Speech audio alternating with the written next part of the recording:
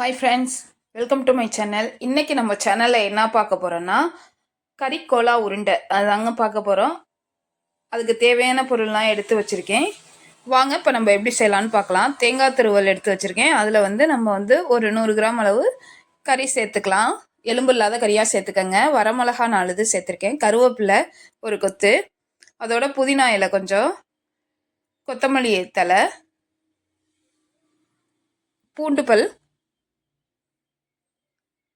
உரிச்சு வச்சிருக்க சின்ன வெங்காயம் இதையும் சேர்த்துக்கிறேங்க. அப்புறம் சோம்பு, மிளகு இதெல்லாமே நான் சேர்த்துக்கிறேன்.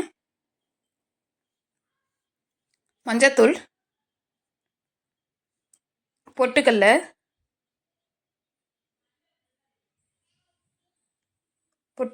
இது எல்லாத்தையுமே சேர்த்துக்கிறேங்க நான். அதுக்கப்புறம் உப்பு, நமக்கு இதுக்கு தேவையான அளவு உப்பு சேர்த்து நல்லா நம்ம மிக்ஸ் பண்ணிக்கலாம். நல்லா மிக்ஸ் பண்ணிக்கோங்க. எல்லாம் சேர்ந்து நல்லா மிக்ஸ் பண்ணிக்கோங்க. இப்போ இதெல்லாம் நம்ம மிக்ஸி ஜாரில் போட்டு அரைச்சி எடுத்துக்கலாம். கொரப்பாக அரைச்சி எடுத்துக்கோங்க. இப்போது கையில் கொஞ்சம் எண்ணெய் தடவிட்டு கொஞ்சம் சின்ன சின்ன உருண்டையாக உருட்டிக்கோங்க. பாருங்கள், இப்போ இந்த கடாயில் தேவையான அளவு எண்ணெய் ஊற்றிட்டு எண்ணெய் காய்ச்சதும் நம்ம உருட்டி வச்சுருக்க உருண்டையை போட்டு பொரிச்சு எடுத்துக்க வேண்டியதான். அவ்வளோதான், சூப்பரான கறிக்கோலா உருண்டை ரெடி. நீங்களும் ட்ரை பண்ணி பார்த்துட்டு எப்படி இருக்குன்னு சொல்லுங்கள். தேங்க்யூ.